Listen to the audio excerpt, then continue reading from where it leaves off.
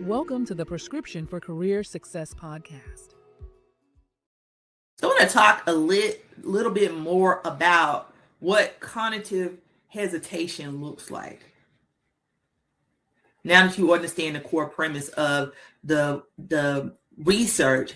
Now, we've established that employee reactions to change are shaped by their perceived impact of the change. The next question becomes, what happens when employees first begin to process that impact? This is vital for leaders to understand. One of the earliest and most common responses is cognitive hesitation. And cognitive hesitation is the natural period of mental uncertainty that occurs when individuals are evaluating what a change means for them before actually deciding whether to support, adapt it, or resist it. So let's take a look here. This is really the stage where employees are making sense of the change, weighing potential risks and benefits, and assessing how the change may affect their role, relationships, their workload, or future within the organization.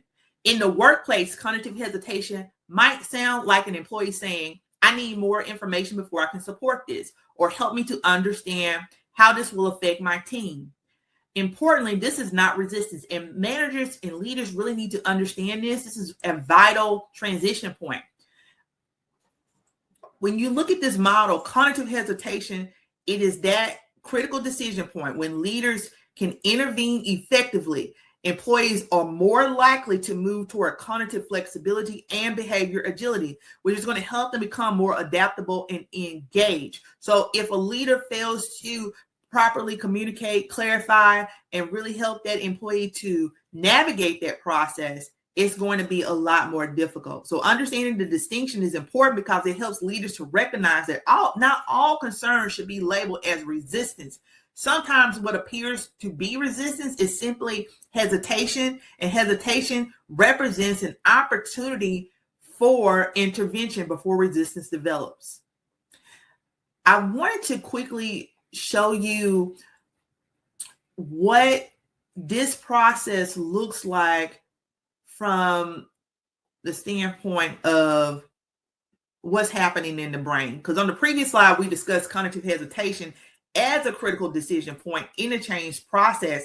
And we explored how employees often begin by evaluating the perceived impact of the change, and how when concerns are addressed through communication, trust building, and engagement, they're more likely to move toward cognitive flexibility, meaning they're going to be a little bit more open, right? And however, when hesitation is left unmanaged, it can evolve into cognitive rigidity. I want to go back to the previous slide for a second because I just wanted to make a comment on cognitive rigidity. That resistance that an employee who shifted from cognitive hesitation to rigidity because of the lack of effective leadership intervention, this is where we really see that resistance to change, disengagement, that failure, because that cognitive hesitation was a great questioning point. It was a set way point for those leaders to intervene. And so let's look at what is happening in the brain when individuals encounter change. Resistance is not simply an unwillingness or a refusal to cooperate. Rather, it is often the result of several brain regions working together to interpret and respond to uncertainty. The prefrontal cortex is responsible for reasoning, problem solving, and adapting to new information. And when functioning effectively, it supports cognitive flexibility and helps leaders to consider alternative perspectives. So I am going to show you this full screen here because I want you to really understand what you're seeing here. The amygdala serves as the brain's threat detection system, responding to uncertainty, fear, and perceived risk. And during periods of organizational change, the amygdala may interpret unfamiliar situations as potential threats, and it triggers emotional responses such as anxiety, skepticism, defensivism, or fear. So at the same time, the basal ganglia reinforces established habits and routines, creating a natural preference for familiar ways of working and resistance to new processes. And in this case, this is when you may hear an employee say, well, this is the way that we've always done it, because now we're at the point of resistance. And so if you look here at the bottom of the slide, I just want to point that out to you.